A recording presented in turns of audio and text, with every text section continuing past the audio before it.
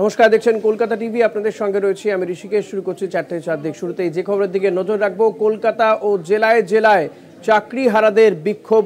কসবায় DI অফিসে অভিযান করতে গেলে লাঠিপেটা। চাকরিহারাদের ডিআই অফিসের গেট টপকে ভেতরে ঢোকার চেষ্টা করেন চাকরিহারারা। কসবায় উত্তেজনা, মিছিলে বিক্ষোভ চাকরিহারাদের। যে ছবি আপনাদের দেখাচ্ছি আমরা এই মুহূর্তে, ডিআই অফিসের গেট টপকে ভেতরে ঢুকতে যায় চাকরিহারারা, তাদেরকে লাঠিপেটা করা হয়, যে ছবি আমরা দেখাচ্ছি কসবার।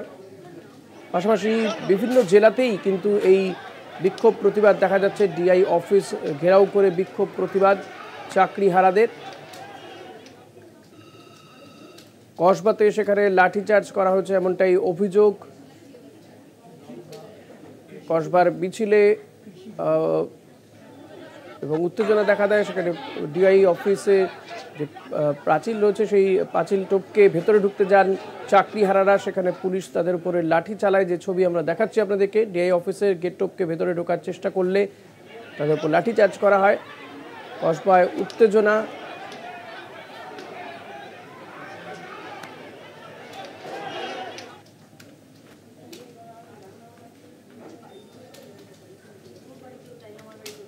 সুপ্রিম রায়ে চাকরি বাতিলের প্রতিবাদ। জেলায় জেলায় ডিআই অফিস ঘেরাও করছেন চাকরিহারারা। বিক্ষোভ ঘিরে কিন্তু ধুন্ধুমার পরিস্থিতি বলা যেতে পারে। পুলিশের সঙ্গে কোথাও কোথাও ধস্তাধস্তির ছবি দেখা যাচ্ছে চাকরিহারাদের। আপনাদের একই সঙ্গে একাধিক জায়গার ছবি আমরা দেখাচ্ছি আপনাদেরকে। বাঁকুড়া, বর্ধমান, বীরভূম, তমলুক, উত্তর দিনাজপুর, দক্ষিণ দিনাজপুর, সেখানে প্রত্যেকটি জায়গাতেই কিন্তু চাকরিহারারা ডিআই অফিস ঘেরাও করে বিক্ষোভ দেখাচ্ছেন। কোথাও আবার ডিআই অফিসের তালা লাগিয়ে দিয়েছেন বিক্ষোভকারীরা। ডিআই অফিস ঘেরাও ঘিরে ধুন্ধুমার পরিস্থিতি জেলায় জেলায়। সুপ্রিম রায়ে প্রায় 26,000 শিক্ষক শিক্ষিকার চাকরি চলে গিয়েছে এবং তারপরে আজকে তারা বিভিন্ন জেলার যে ডিআই অফিসগুলো রয়েছে সেই ডিআই অফিস ঘেরাও কর্মসূচি নেন এবং সেই ডিআই অফিস ঘেরাও কর্মসূচিকে কেন্দ্র করে ধুন্ধুমার পরিস্থিতি বিভিন্ন জেলাতেই দেখা যাচ্ছে। আমরা একই সঙ্গে 6 জায়গার ছবি দেখাচ্ছি। বাঁকুড়া, বর্ধমান, বীরভূম, তমলুক, উত্তর দিনাজপুর, দক্ষিণ দিনাজপুরের ছবি আপনাদের সামনে তুলে ধরছি। সুপ্রিম কোর্টের রায়ে চাকরি বাতিলের প্রতিবাদ। জেলায় জেলায় ডিআই অফিস ঘেরাও বিক্ষোভ ঘিরে ধুন্ধুমার পরিস্থিতি। কোথাও কোথাও পুলিশের সঙ্গে ধস্তাধস্তি বেঁধে যায় চাকরিহারাদের।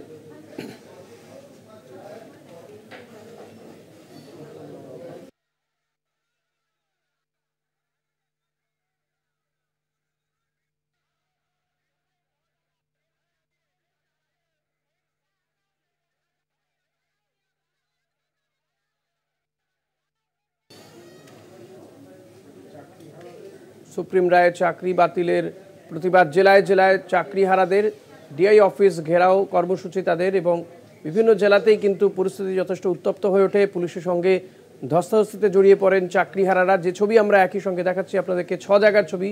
বাঁকুড়া, বর্ধমান, বীরভূম, তমলুক, উত্তর দিনাজপুর এবং দক্ষিণ দিনাজপুরের ছবি আপনাদের সামনে আমরা তুলে ধরছি। যে বিভিন্ন জায়গাতেই কিন্তু চাকরিহারারা তারা ডিআই অফিস ঘেরাও করে, কোথাও তালা লাগিয়ে বিক্ষোভ দেখায় এবং পুলিশ তাদেরকে বাধা দিতে গেলে পুলিশের সঙ্গে বচসা, তারপর ধস্তাধস্তিতে জড়িয়ে পড়েন বিক্ষোভকারীরা।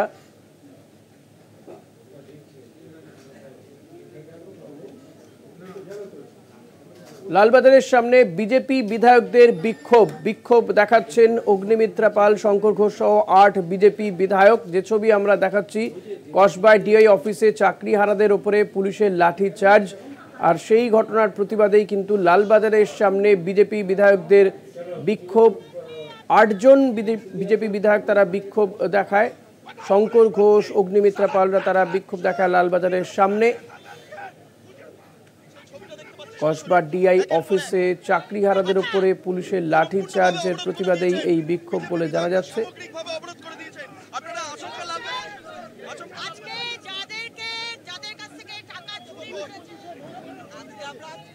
অগ্নিমিত্র পাল, শঙ্কর ঘোষরা রাস্তার উপরে বসে পড়ে বিক্ষোভ দেখান।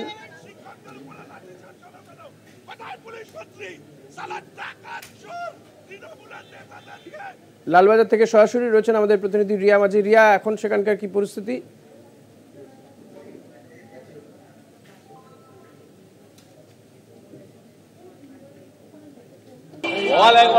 রিয়া, এখন কি পরিস্থিতি সেখানকার? দেখো, তোমায় জানিয়ে রাখবো যে ইতিমধ্যেই লালবাজারের কিন্তু ইতিমধ্যেই শান্তিপূর্ণ, এই মুহূর্তে শান্তিপূর্ণ পরিস্থিতি রয়েছে লালবাজারে।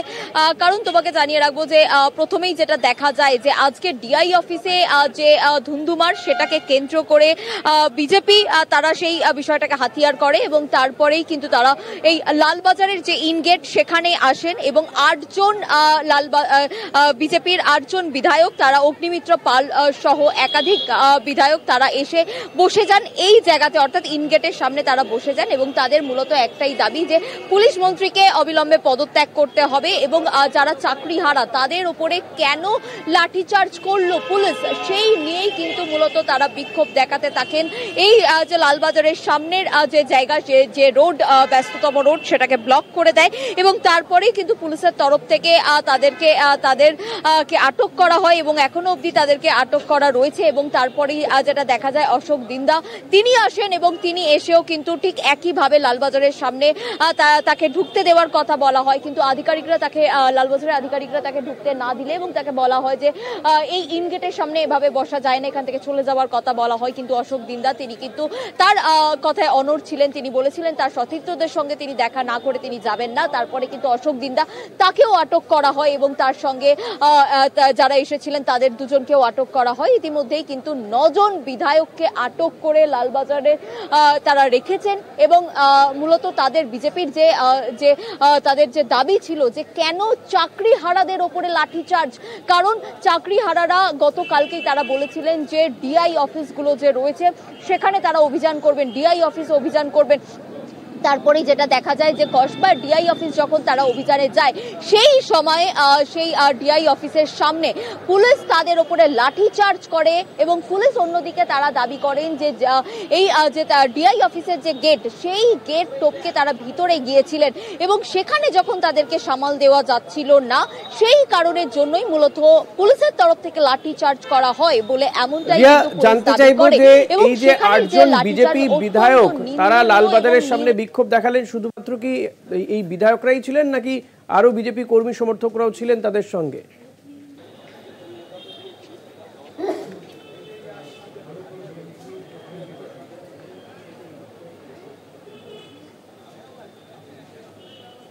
দেখো, অবশ্যই অনেক কর্মী সমর্থক তারা এসেছিলেন, কিন্তু যেহেতু হাইলাইটেড বিজেপি বিধায়ক তারা এই লালবাজার ইনগেটের সামনে কখনো কখনো রাস্তা ব্লক করে তারা বসে গিয়েছিলেন এবং সেখানে একাধিক বিধায়করা ছিলেন, অগ্নিমিত্রা পল সহ একাধিক বিধায়করা ছিলেন এবং সেই সময়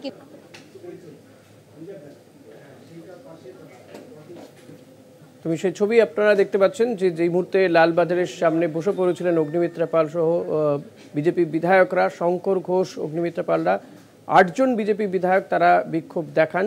কসবায় ডিআই অফিস যে ঘেরাও কর্মসূচি নেওয়া হয়েছিল চাকরিহারাদের পক্ষ থেকে, সেখানে লাঠিচার্জ করা হয়েছে। সেই ঘটনার প্রতিবাদেই কিন্তু অগ্নিমিত্রা পাল, শঙ্কর ঘোষরা তারা লালবাজারের সামনে গিয়ে বিক্ষোভ দেখান। তাদেরকে আটক করা হয়েছে, 8 জন বিজেপি বিধায়ককে কিন্তু আটক করেছে পুলিশ। রিয়া মাঝি রয়েছেন। রিয়া, যেটা জানতে চাইবো যে এই শঙ্কর ঘোষ, অগ্নিমিত্রা পলদের দাবিটা ঠিক কি, তারা কি দাবি রাখছেন আজকে?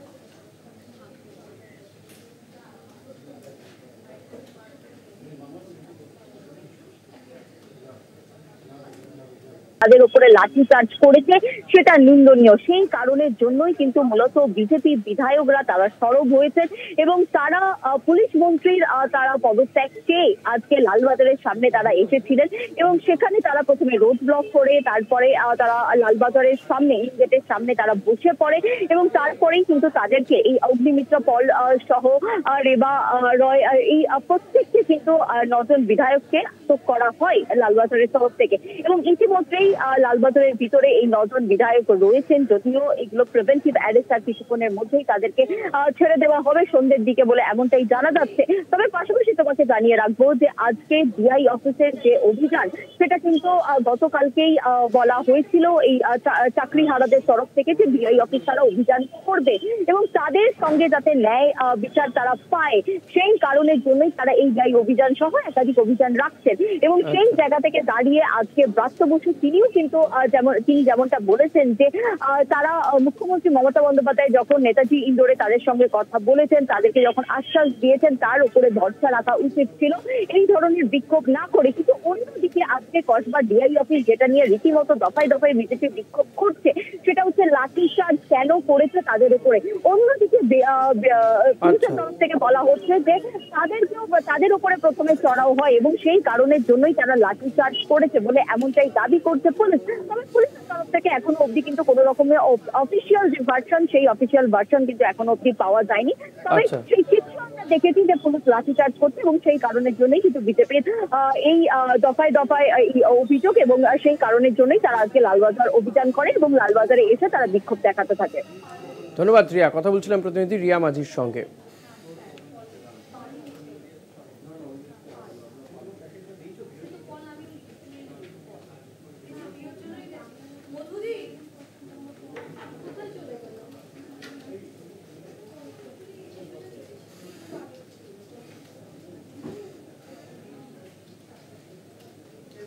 ফের এসএসসি ভবন অভিযানে অভিজিৎ গাঙ্গুলি। এসএসসি চেয়ারম্যানের সঙ্গে দেখা করতে যান বিজেপির সাংসদ। চেয়ারম্যানের সঙ্গে দেখা না হওয়ায় ক্ষোভ উগরে দেন। রাজ্য সরকারের বিরুদ্ধে শিক্ষামন্ত্রীর সঙ্গেও দেখা করবেন না বলে জানিয়ে দেন তিনি। রাজ্য সরকারের বিরুদ্ধে তিনি ক্ষোভ উগরে দেন। গোটা বিষয়টি নিয়েই কথা বলবো। আমাদের প্রতিনিধি শাকিল মুস্তাক রয়েছেন। শাকিল, শেষমেশ কি অভিজিৎ গাঙ্গুলি এসএসসি চেয়ারম্যানের সঙ্গে সাক্ষাৎ করতে পেরেছিলেন?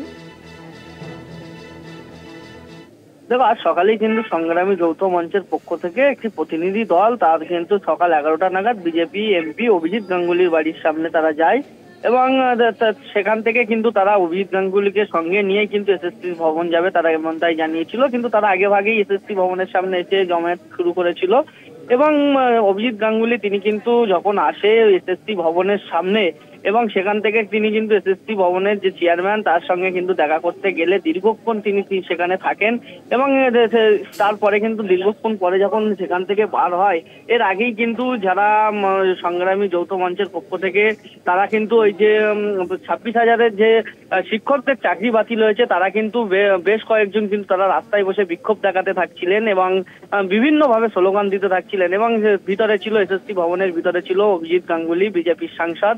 এবং তারপরে তিনি যখন বাইরে আসেন সাংবাদিকদের মুখোমুখি, তিনি কিন্তু একটি আগে তার সঙ্গে ছিলেন কৌস্তব বাগচি বিজেপি নেতা এবং দুজনে মিলে কিন্তু দুটি চিঠি কিন্তু তারা ছিঁড়ে দেয় এবং তারপরেই কিন্তু তারা একরাশ ক্ষোভ উগরে দেয় এবং স্পষ্টভাবে কিন্তু তিনি জানাননি যে এসএসসি চেয়ারম্যানের সঙ্গে তার দেখা হয়েছে কি না এবং শিক্ষামন্ত্রী ব্রাত্য বসুর সঙ্গে কিন্তু বিকাশ ভবনে তার দেখা করার কথা ছিল এবং সংবাদ মাধ্যমের মুখোমুখি হয়ে তিনি কিন্তু জানিয়ে দিয়েছিলেন যে শিক্ষামন্ত্রী ব্রাত্য বসুর সঙ্গে তিনি কিন্তু দেখা করবেন না এবং কসবায় যে লাঠিচার্জ করেছে যে শিক্ষক শিক্ষিকাদের উপরে তার সে নিয়েও কিন্তু ক্ষোভ উগরে দেয় এই অভিজিৎ গাঙ্গুলি এবং সেখান থেকে কিন্তু এসএসসি ভবন থেকে তিনি কিন্তু বেরিয়ে যায়। ধন্যবাদ শাকিল। কথা বলছিলাম প্রতিনিধি শাকিল মুস্তাকের সঙ্গে।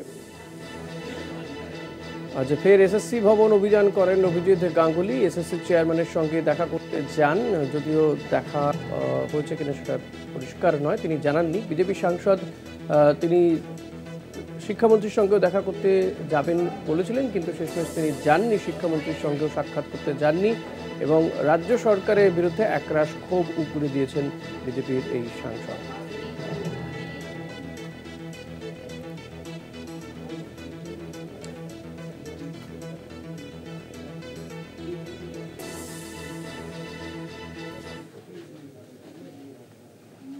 আমরা চাকরিহারাদের সাহায্য করতে বদ্ধপরিকর। ওরা আগে ঠিক করুক আন্দোলন করবে নাকি অনিশ্চিত আশঙ্কা করবে। এখনো কারোর বেতন কাটা যায়নি, নোটিশও পায়নি বলছেন রাজ্য শিক্ষামন্ত্রী ব্রাত্য বসু।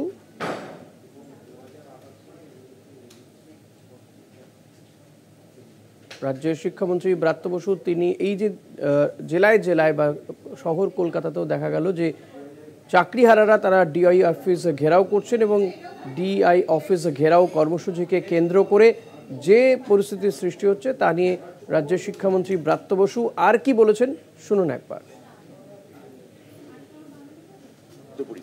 আমরা বারবার বলছি আমরা পোর্টাল আপডেট করব, মুখ্যমন্ত্রী বার্তা পরিষ্কার দিয়েছেন, কোনো স্কুলে কোনো ট্রান্সমিশন লেটার নেই। কোথাও বেতন বন্ধের কথা কি আমরা জানি না? আমি অন্তত জানি না দেওয়া হয়েছে কিনা। তাহলে আশঙ্কা করছেন। তাহলে আমার বক্তব্য হচ্ছে ওরা আশঙ্কা করছেন, অথচ নিশ্চয়তা রাখতে পারছেন না। যে কোনো একটা মনোভাবে থাকা উচিত। হয় আশঙ্কা করুন, হয় আন্দোলন করুন, বা বলুন যে এই সরকারকে আলোচনা আমি চাই না, সরকার যা পারে করুক। আমি তারপরেও বলছি ওরা যে কোনো পন্থা নিতে পারেন, আমরা শান্তভাবে আইনি পথে, মানবিক পথে ওদের সহযোগিতা করতে বদ্ধপরিকর। আমরা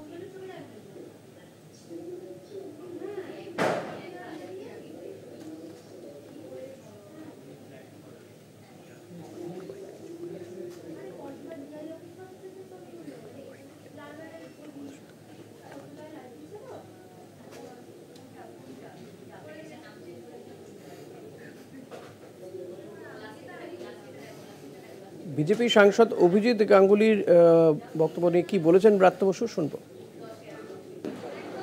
উনি বলতে পারেন, উনি রাজনৈতিক লোক, উনি ওনার কথা আমি ধরছি না। উনি তো এসএসসিতে গেছিলেন, তো এসএসসি তো সরকারি সংস্থা, অটোনমাস সংস্থা, তা সেখানেও গেলেন প্রতিবাদে, সেখানে না যেতে পারতেন। এই ঘটনা তো সকালবেলা ঘটেছে। এসএসসি অফিসটা বয়কট করতে পারতেন।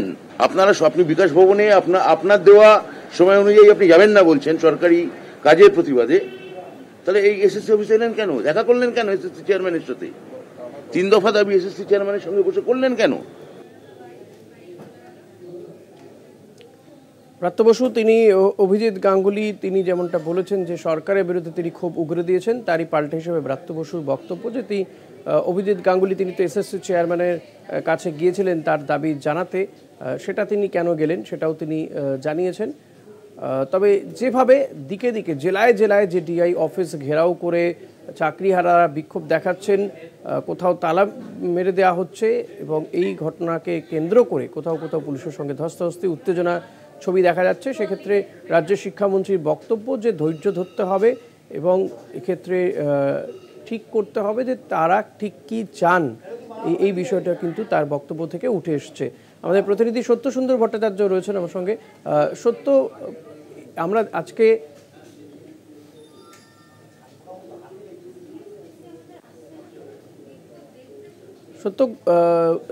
জেলায় জেলায় দেখা যাচ্ছে ডিআই অফিস ঘেরাও কর্মসূচি, দিকে দিকে এই ঘটনা ঘটছে, তার পরিপ্রেক্ষিতে ব্রাত্য বসুর যে বক্তব্য সেটা কতটা তাৎপর্যপূর্ণ বলে মনে হয়?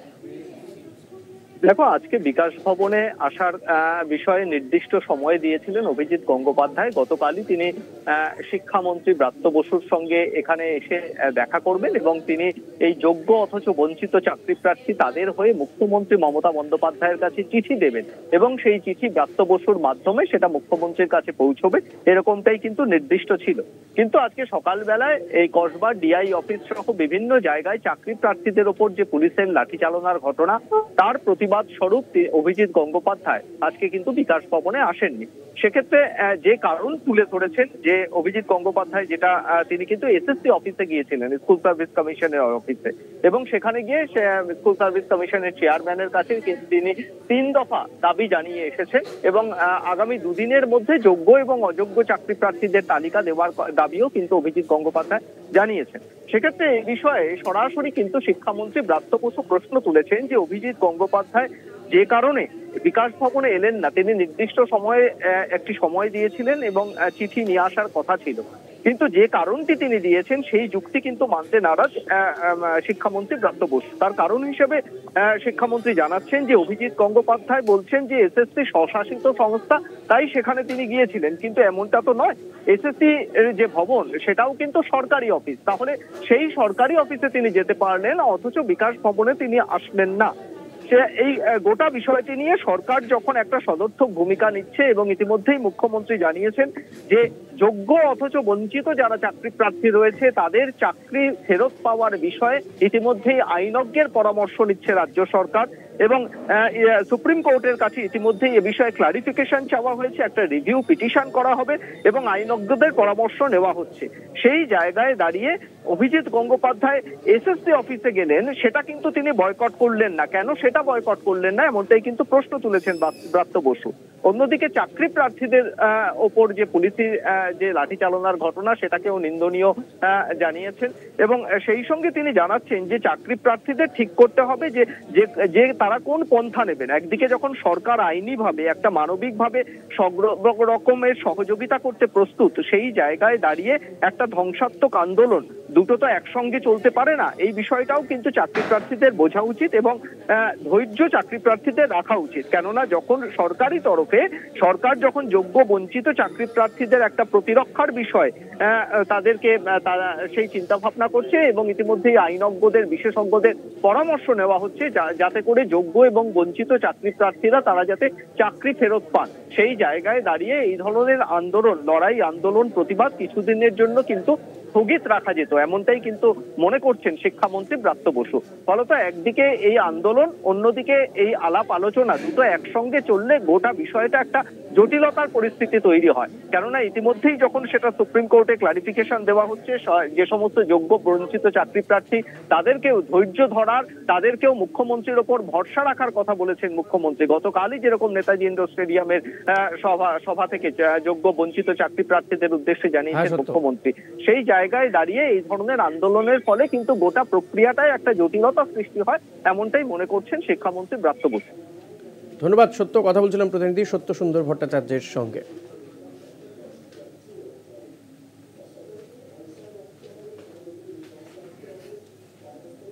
একটা বিরতি নিয়ে ফিরছি, সঙ্গে থাকবেন। ফিরে এলাম বিরতির পর, দেখছেন 4টে 4 দিক, আপনাদের সঙ্গে রয়েছি আমি ঋষিকেশ। চাকরি বাতিলের প্রতিবাদে কলেজ স্কোয়ার থেকে তৃণমূলের মিছিল।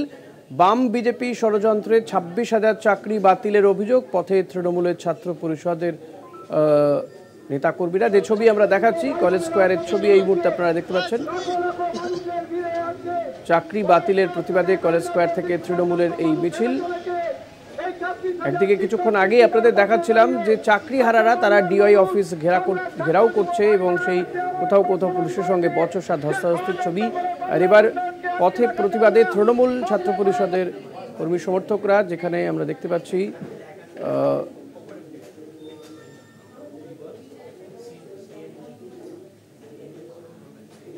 কলেজ স্কোয়ারে তৃণমূলের মিছিল। বাম বিজেপির ষড়যন্ত্রেই 26,000 শিক্ষক শিক্ষিকার চাকরি গিয়েছে বলে অভিযোগ।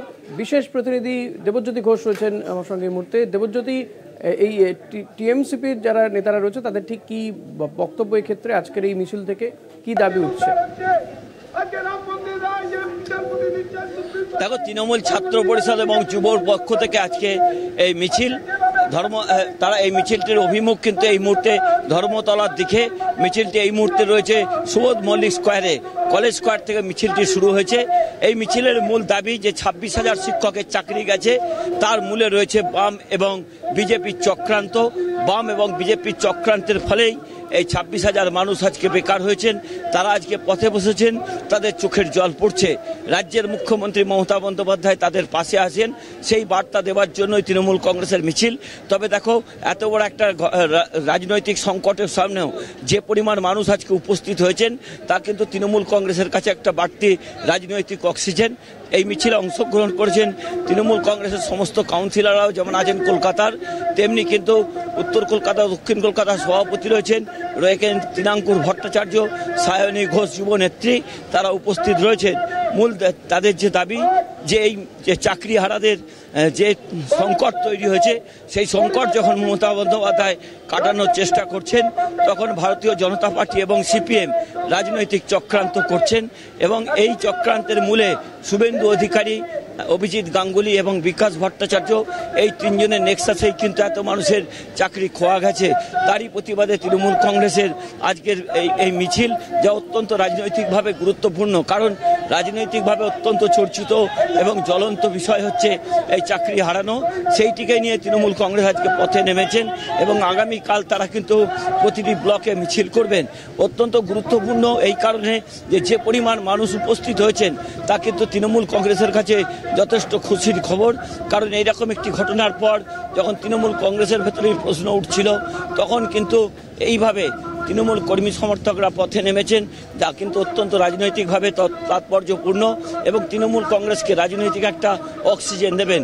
এই মুহূর্তে মিছিলের অভিমুখ কিন্তু ধর্মতলার দিকে এবং এই মুহূর্তে আহমেদ কিদওয়াই রোড, রফি আহমেদ কিদওয়াই রোডের মুখে মিছিলটি রয়েছে। মিছিলটি সামনে যাবেন, সেখান থেকে ডান দিকে এসএন ব্যানার্জি রোড ধরে একেবারে ধর্মতলায় পৌঁছাবে। সেখানে তৃণমূল কংগ্রেসের পক্ষ থেকে সায়নী ঘোষ এবং তৃণাঙ্কুর ভট্টাচার্য বক্তব্য রাখবেন। ঋষিকেশ। দেবজ্যোতি, তৃণমূল কংগ্রেসের সায়নী ঘোষ, তৃণাঙ্কুরা ছাড়া আর কোনো প্রথম সারির নেতারা তারা কি এই মিছিলে পা মিলিয়েছেন? তাদের কারোর সঙ্গে কি এখন কথা বলা সম্ভব? হ্যাঁ, দেখো, তৃণমূল কংগ্রেসের বহু প্রথম সারির নেতৃত্ব উপস্থিত রয়েছেন। তারা যেহেতু মিছিলের পিছনে রয়েছে, সামনে পুলিশের ব্যারিকেড রয়েছে, এই মুহূর্তে তাদের সঙ্গে কথা বলা সম্ভব নয়। যেমন এখানে তৃণমূল কংগ্রেসের সমস্ত কাউন্সিলররা উপস্থিত রয়েছেন বৈশানর চট্টোপাধ্যায় রয়েছেন, আরও বেশ কয়েকজন প্রথম সারির নেতৃত্ব এবং সায়নী ঘোষ এবং তৃণাঙ্কুর ভট্টাচার্য রয়েছেন। তৃণমূল ছাত্র পরিষদের সমস্ত ছাত্র তারা উপস্থিত রয়েছেন। অত্যন্ত গুরুত্বপূর্ণ একটি রাজনৈতিক মুহূর্তে তৃণমূল কংগ্রেসের এই রাজনৈতিক মিছিল কিন্তু অত্যন্ত তাৎপর্যপূর্ণ, কারণ তৃণমূল কংগ্রেসের মিছিল এই মুহূর্তে এগিয়ে চলেছে। আমি একটু কথা বলানোর চেষ্টা করব তৃণমূল কংগ্রেসের কোনো নেতা বা কর্মীর সঙ্গে, তারা এই মিছিল থেকে কি দাবি করছেন। আমি এই মুহূর্তে কিন্তু কয়েকজনের সঙ্গে কথা বলবো। অয়ন চক্রবর্তী তৃণমূল কংগ্রেসের নেতা এবং কাউন্সিলর এছাড়াও রয়েছেন আরও বেশ কয়েকজন, তাদের সঙ্গে কথা বলার চেষ্টা করব। আপনাদের আজকে মিছিলের দাবি কি? আমাদের একটাই বক্তব্য যে যেইভাবে বিকাশ রঞ্জন ভট্টাচার্যের মতো কিছু লোক যেখানে যোগ্য অযোগ্য আলাদা করা যাচ্ছে, তারা পুরো প্যানেলটা বাতিল করার চেষ্টা করেছে, চক্রান্ত করেছে। বিকাশ রঞ্জন ভট্টাচার্য উনি রাস্তায় দাঁড়িয়ে গোমাংসও খায়, আবার চাকরিও খায়, উনি সর্বভূ। তাই এরকম এই যে আমরা বলছি, এর বিরুদ্ধে আমাদের মুখ্যমন্ত্রী, মানবিক মুখ্যমন্ত্রী, তিনি নেতাজি স্টেডিয়ামে দাঁড়িয়ে পরিষ্কার বলেছে যে না, কারো কোনো যোগ্য প্রার্থীর চাকরি যাবে না। সেটার জন্য যা যা করার আমাদের সরকার করবে। সরকার যেরকম দেখছে, দলও পাশে আছে। তাই দল আজকে নেত্রীর নির্দেশে ছাত্র যুব রাস্তায়। আমরা বলছি যে মহামান্য সুপ্রিম কোর্টের বিচারপতি তিনি যখন বলছেন কাদের টাকা ফেরত দেওয়া যাবে এবং সিবিআই তদন্ত করে যখন বলছে যে এই সংখ্যাটা 5303 জন, তাহলে বাদ বাকিরা তো যোগ্য। আপনি যখন প্রমাণ করতে পারছেন না, প্রমাণ না করার জন্য কোনো একজন নির্দোষকে আপনি শাস্তি দিতে পারেন না, এটাই আমাদের বক্তব্য। বোঝা গেছে দেবজ্যোতি, অনেক ধন্যবাদ তোমাকে। কথা বলছিলাম প্রতিনিধি দেবজ্যোতি ঘোষের সঙ্গে। কলেজ স্কোয়ারে টিএমসিপির মিছিল, 26,000 প্রায় 26,000 যে চাকরি গিয়েছে সুপ্রিম রায়, এবং এক্ষেত্রে তৃণমূলের অভিযোগ যে বাম বিজেপি ষড়যন্ত্রেই এই প্রায় 26,000 ছেলে মেয়ে বা 26,000 শিক্ষক শিক্ষিকার চাকরি চলে গিয়েছে, এমনটা কিন্তু অভিযোগ করছে তৃণমূল কংগ্রেস।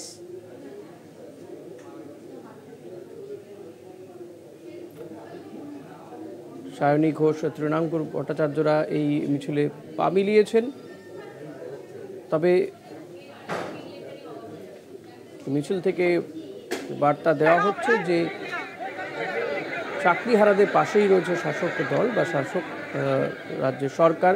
মমতা বন্দ্যোপাধ্যায় যে বার্তা দিয়েছেন গতকালই নেতাজি ইন্ডোরে, আজকে ব্রাত্য বসু তিনিও বলছিলেন যে শিক্ষকদেরকে ঠিক করতে হবে যে তারা কি মুখ্যমন্ত্রীর বক্তব্যে আশ্বস্ত, নাকি তারা এই যে আন্দোলন, অনিশ্চিত আশঙ্কা, এই সমস্তগুলো চান, সেটা তাদেরকে বেছে নিতে হবে। এরপরে তৃণমূল ছাত্র পরিষদ তারাও পথে নেমেছে, কলেজ স্কোয়ারে মিছিল করছে।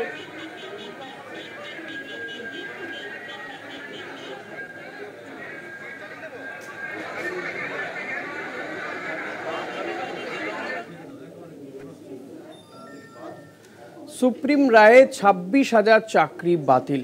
সুপ্রিম কোর্টে পুনর্বিবেচনার আবেদন পর্ষদে পরবর্তী সেশন পর্যন্ত চাকরি পুনরায় বহাল করার আবেদন করা হয়েছে বলে জানা যাচ্ছে।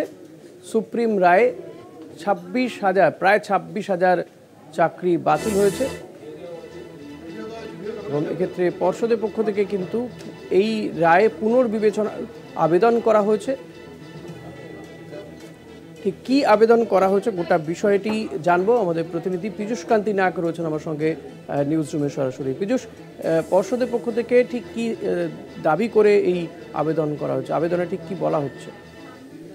দেখো, তোমায় জানিয়ে রাখি যে সুপ্রিম কোর্টে যে পুনর্বিবেচনার আবেদন জানানো হয়েছে, এই আবেদনে যৌক্তিকতা কি আছে, অর্থাৎ সুপ্রিম কোর্টে সংবিধানের 137 নম্বর ধারা অনুযায়ী, অনুচ্ছেদ অনুযায়ী সুপ্রিম কোর্টে এই পুনর্বিবেচনার আবেদন জানানোর যে এখতিয়ার রয়েছে এবং সুপ্রিম কোর্টে তা শোনার সুপ্রিম কোর্টের এখতিয়ার রয়েছে।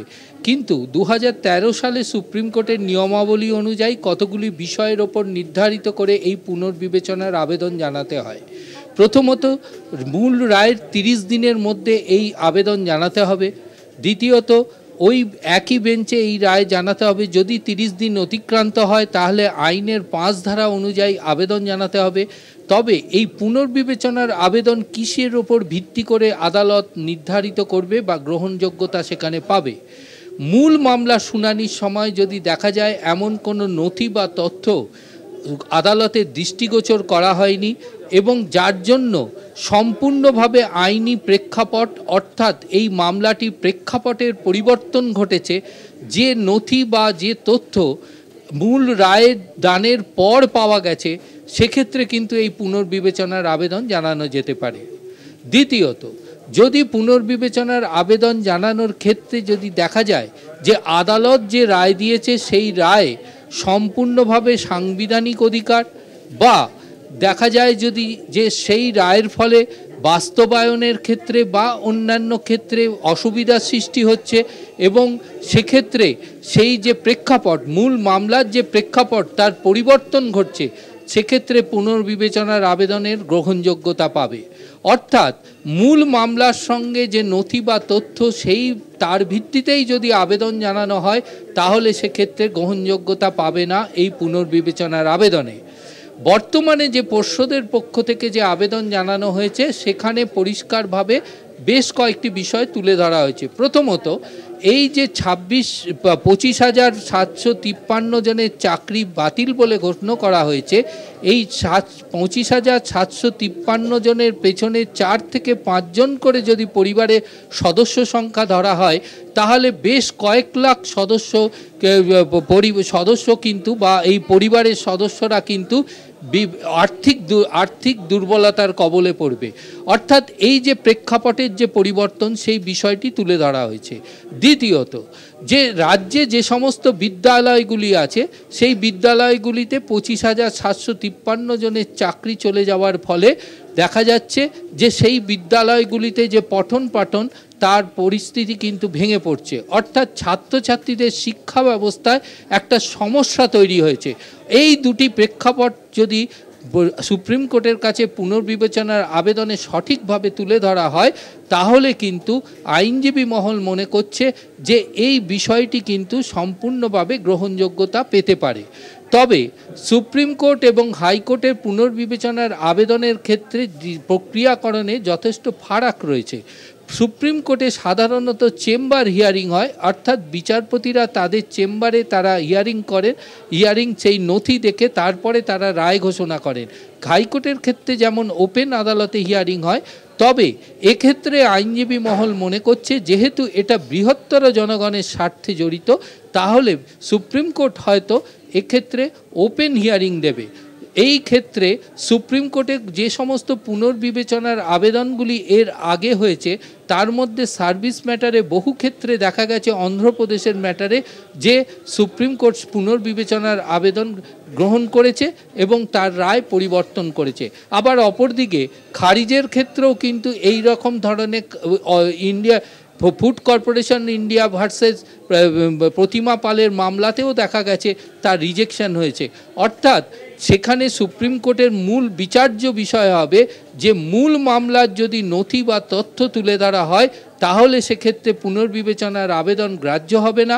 যদি দেখা যায় নতুন কোনো তথ্য এলো, যেমন উদাহরণস্বরূপ বলা যায় যদি পর্ষদ কর্তৃপক্ষ এই আবেদনের পরিষ্কারভাবে বলে যে এই রায়দানের পর হঠাৎ দেখা গেছে যে কোনো সভাপতি বা কারুর কাছ থেকে পুলিশ তদন্ত করে প্রকৃত OMR sheet, original OMR sheet তারা উদ্ধার করতে পেরেছে, সেক্ষেত্রে কিন্তু এই মামলার প্রেক্ষাপট পরিবর্তন হবে, সেক্ষেত্রে পুনর্বিবেচনার আবেদন কিন্তু গ্রহণযোগ্যতা পাবে।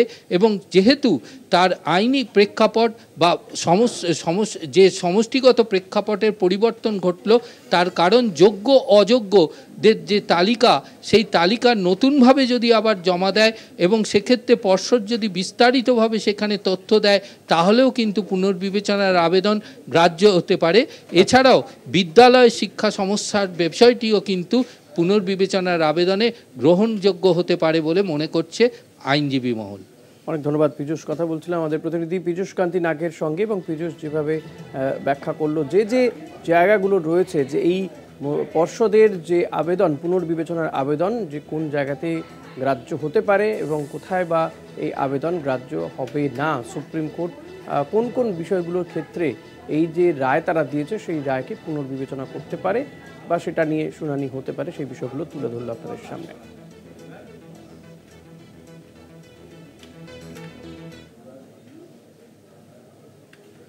চীনের বিরুদ্ধে শুল্ক যুদ্ধের বিরাট অস্ত্র বের করলেন ডোনাল্ড ট্রাম্প। আরও 50% শুল্ক চাপালেন চীনা পণ্যের ওপর। চীনের ওপরে মোট 104% শুল্ক চাপালো, যা আন্তর্জাতিক বাণিজ্যে অভূতপূর্ব। আমেরিকা প্রতিটি আঘাতের বদলায় পাল্টা আঘাতের হুঁশিয়ারি চীনের। ফলত মনে করা হচ্ছে যে পাল্টা আঘাত করার জন্য চীনও কিন্তু প্রস্তুতি নিচ্ছে। চীনের উপরে মোট 104% শুল্ক চাপালেন ডোনাল্ড ট্রাম্প। রীতিমতো বিশ্বজুড়ে শুল্ক যুদ্ধ শুরু হয়ে গিয়েছে এবং ডোনাল্ড ট্রাম্প তিনি যে একের পর এক দেশের ওপরে শুল্ক চাপাচ্ছেন, এবার চীনের ওপরে কিন্তু 104% শুল্ক চাপানোতে পাল্টা আঘাত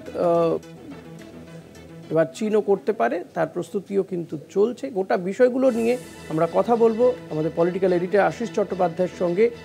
আশিসদা, ডোনাল্ড ট্রাম্প তিনি তো শুল্ক চাপানোর একের পর এক রেকর্ড ভাঙছেন বলা যেতে পারে, নিজে নিজে রেকর্ড ভাঙছেন, কিন্তু চীনও তার পাল্টা জবাব দেওয়ার জন্য বোধহয় প্রস্তুতি নিচ্ছে। ঠিক কী পরিস্থিতিতে দাঁড়িয়ে রয়েছে গোটা বিষয়টি? দেখো, এটা স্পষ্ট করে বলা দরকার যে দ্বিতীয় বিশ্বযুদ্ধোত্তর পর্বে গত 80 বছরে এই রকম ঘটনা কখনো ঘটেনি। এবং ট্রাম্প যেভাবে একটা শুল্ক যুদ্ধের সূচনা করছেন, তাতে গোটা বিশ্বের অর্থনীতি টালমাটাল হয়ে যাবে, এ ব্যাপারে এখন আর কারো সন্দেহ নেই। ট্রাম্প চীনকে হুমকি দিয়েছিলেন যে 24 ঘন্টার মধ্যে চীন যে পাল্টা শুল্ক চাপিয়েছে তা প্রত্যাহার করে নিক, তা না হলে শিক্ষা দেওয়া হবে চীনকে। এবং 24 ঘন্টা তো বটেই, চীন কোনো পাত্তাই দেয়নি প্রকৃতপক্ষে। চীন বলেছে ঠিক আছে, ওরা যা করে করুক, আমরাও পাল্টা করব। এবং আমেরিকার বা ট্রাম্পের যে শুল্ক নীতি, সেটা যে বেঠিক, ভুল, মারাত্মক ভুল, সেটা আমেরিকার শেয়ার মার্কেট দেখেই বোঝা যাচ্ছে। এই রকম ছিল চীনের বক্তব্য। এমনকি তারা বিশ্ব বাণিজ্য সম্মেলনে অভিযোগও জানিয়েছে আমেরিকার বিরুদ্ধে। সেই 24 ঘন্টা পার হয়ে যাওয়ার পরে আজ বুধবার সকাল থেকে নতুন 50% শুল্ক চাপালেন মার্কিন প্রেসিডেন্ট ট্রাম্প, এবং চীনের ওপরে শুল্ক চাপলো 104%। অর্থাৎ কোনো একটা জিনিসের দাম 100 টাকা হলে সেটা চীন থেকে আমেরিকায় রপ্তানি হলে আমেরিকার মাটিতে তার দাম হবে 204 টাকা। এই রকম শুল্ক, 104 টাকা শুল্ক আর 100 টাকা দাম। এখন চীনও হয়তো পাল্টা শুল্ক চাপাবে মার্কিন পণ্যের ওপরে। তাহলে এমন একটা পরিস্থিতি হবে যে চীন থেকে কোনো জিনিস আর মার্কিন যুক্তরাষ্ট্রে রপ্তানি করার মতো অবস্থা থাকবে না, এত দাম বেড়ে যাবে। আবার মার্কিন যুক্তরাষ্ট্র থেকে চীনেও রপ্তানি করার মতো কোনো ব্যবস্থা থাকবে না, এত দাম বেড়ে যাবে। তাহলে কি হবে? চীনের মাল কে কিনবে, বা চীনই বা ওই জিনিসগুলো কোত্থেকে আমদানি করবে?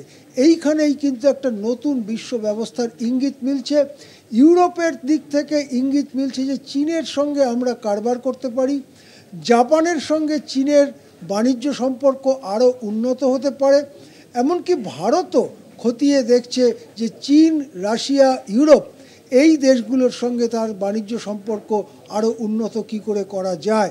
অর্থাৎ মার্কিন যুক্তরাষ্ট্রকে বাদ রেখে একটা নতুন আন্তর্জাতিক বাণিজ্য সম্পর্কের দিকে কি বিশ্ব এগোচ্ছে, সেই দিকেই আমাদের এবারে লক্ষ্য রাখতে হবে।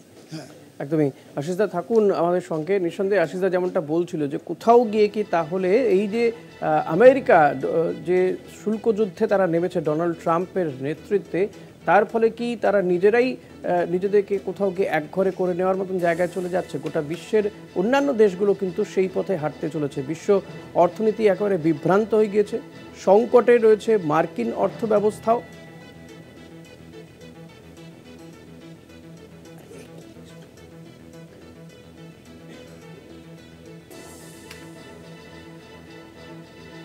মার্কিন অর্থব্যবস্থা একেবারে ডামাডোলের মধ্যে রয়েছে। ডামাডোলের বাজারে ঘোলা জলে মাছ ধরতে চাইছে ভারত। নীরবতা তাই এদেশের কৌশল বলে মনে করা হচ্ছে। ভারতের উপর অতিরিক্ত 26% শুল্ক আজ কার্যকর হলো। আমেরিকায় ভারতের রপ্তানি অনেকটাই কমারও একটা শঙ্কা দেখা দিয়েছে। প্রভাব পড়বে দেশের অর্থনীতিতে, এমনটাও মনে করা হচ্ছে। পাশাপাশি অর্থনীতিতে যদি প্রভাব পড়ে, খুব স্বাভাবিকভাবেই কর্মহীনতা বা আরও বেশি মানুষ কিন্তু চাকরি হারাবে, সেই সংকট কিন্তু দেখা দিতে পারে। আশিসদা, এই জায়গাতে যদি আমরা এই দিকটা যদি আপনি আলোকপাত করেন যে ভারতের ওপরে 26% শুল্ক চাপানো যেটা কার্যকর হলো, ফলত ভারতীয় অর্থনীতি ঠিক কোন জায়গায় যেতে পারে এর প্রভাবে? দেখো, ভারত কিন্তু একটা নীরবতার কৌশল নিয়ে নানা রকম ছক কষছে যে এই পরিস্থিতিতে কতটুকু লাভ আদায় করা যায়। লাভের কথা কেন উঠছে? ধরা যাক চীনের ওপরে 104% শুল্ক আর ভারতের ওপরে 26%। চীন আর ভারত দুজনেই ধরা যাক রেডিমেড গার্মেন্টস, এই যে পরনের প্যান্ট শার্ট ইত্যাদি যে সমস্ত রেডিমেড জিনিস, সেগুলো মার্কিন যুক্তরাষ্ট্রে রপ্তানি করত। এখন চীনের ওপরে 104% শুল্ক যদি হয়, তাহলে চীন আর রপ্তানি করতে পারবে না, একটা শূন্যস্থান তৈরি হবে। একইভাবে বাংলাদেশও কিন্তু রেডিমেড গার্মেন্টস অনেক রপ্তানি করে মার্কিন যুক্তরাষ্ট্রকে। বাংলাদেশ রেডিমেড গার্মেন্টসের ব্যবসা খুব বড় ব্যবসা ছিল শেখ হাসিনার সময় পর্যন্ত। এখন বাংলাদেশের ওপরেও ভারতের থেকে বেশি শুল্ক চাপানোর ফলে বাংলাদেশও কিন্তু মার্কিন যুক্তরাষ্ট্রে রপ্তানি করতে পারবে না। ফলে কয়েকটি দেশ, জাপান, বাংলাদেশ, চীন, এগুলো সরে আসবে মার্কিন বাজার থেকে। সেখানে একটা শূন্যতার সৃষ্টি হবে। ভারত যেহেতু ওদের তুলনায় কম শুল্কের চাপের মধ্যে রয়েছে, সেজন্য ভারত ভাবছে যে ওদের ছেড়ে আসা জায়গাটাতে ভারত এন্ট্রি নিতে পারে কিনা। সেক্ষেত্রে ভারত থেকে এই গয়না, রেডিমেড গার্মেন্টস, খনিজ দ্রব্য, এই ধরনের জিনিস প্রচুর পরিমাণে মার্কিন যুক্তরাষ্ট্রে রপ্তানি হতে পারে। তা সত্ত্বেও মার্কিন জনতার কাছে এই সব জিনিসের দাম বেশি বোধ হবে। তাহলে কি করা যায়?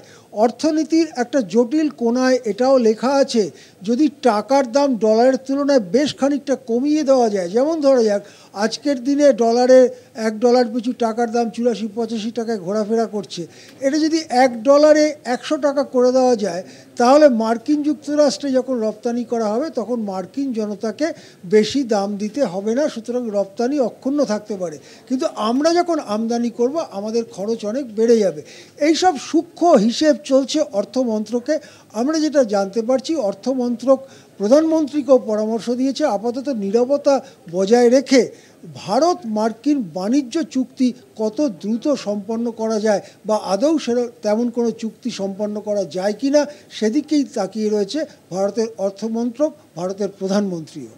একদমই। আশিসদা থাকুন আমাদের সঙ্গে। নিঃসন্দেহে এই কারণেই বোধহয় ভারতের প্রধানমন্ত্রী তিনি এই মুহূর্তে নীরব মোদী হয়ে গিয়েছেন, নীরব রয়েছেন গোটা বিষয়টির উপরে। গোটা বিশ্বে ঠিক কোন অবস্থায় যেতে পারে অর্থনীতি, তার উপরে নজর রাখছে।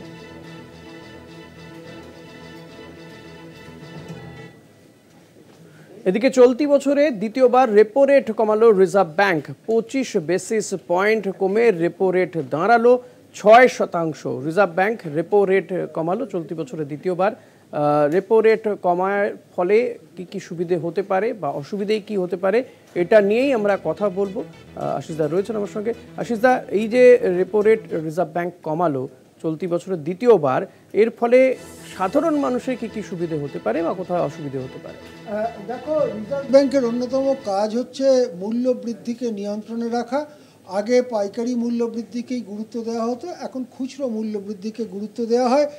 রিজার্ভ ব্যাংকের হিসেব হচ্ছে মূল্যবৃদ্ধি যদি 4 থেকে 6% মধ্যে থাকে তাহলে সহনীয় মাত্রার একটু বেশি, কিন্তু একেবারে সহ্যের বাইরে নয়। আর 4%-এর নিচে নামলে সেটা নর্মাল মূল্যবৃদ্ধি বলে ধরা হয়, স্বাভাবিক মূল্যবৃদ্ধি বলে ধরা হয়।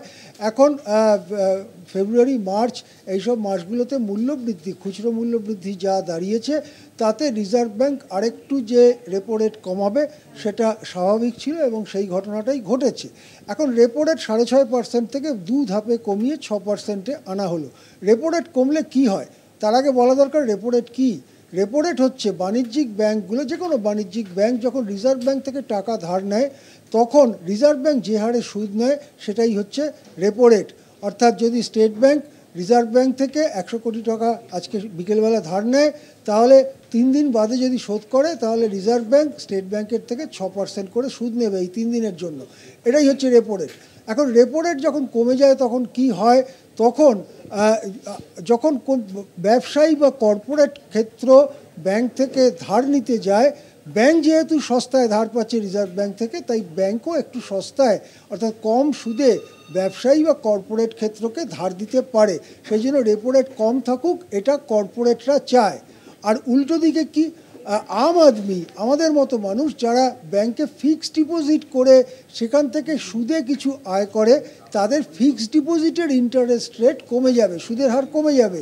ফলে গতকাল পর্যন্ত কেউ যদি দেখে থাকেন যে 7% সুদ রয়েছে ফিক্সড ডিপোজিটে, 2 দিন বাদেই দেখবেন সেই ব্যাংক রিভাইজ করে সেটাকে 6.5% করে দিয়েছে ফিক্সড ডিপোজিট, বা 6%ও করে দিতে পারে ফিক্সড ডিপোজিটের সুদ। সুতরাং আম জনতা যারা ফিক্সড ডিপোজিট রেখে ফিক্সড ডিপোজিটে টাকা রেখে সুদ কামান তাদের জন্য খারাপ খবর, আর ব্যবসায়ী কর্পোরেট তাদের জন্য ভালো খবর। রেপো রেট কমলো, আরও 25 বেসিস পয়েন্ট কমে দাঁড়ালো 6%। হ্যাঁ, ধন্যবাদ আশিসদা। কথা বলছিলাম পলিটিক্যাল এডিটর আশিস চট্টোপাধ্যায়ের সঙ্গে। নিঃসন্দেহে আশিসদা বুঝিয়ে দিলেন যে সাধারণ মানুষের কোথায় সুবিধে, এই রেপো রেট কমলে কোথায় বা অসুবিধে হতে পারে।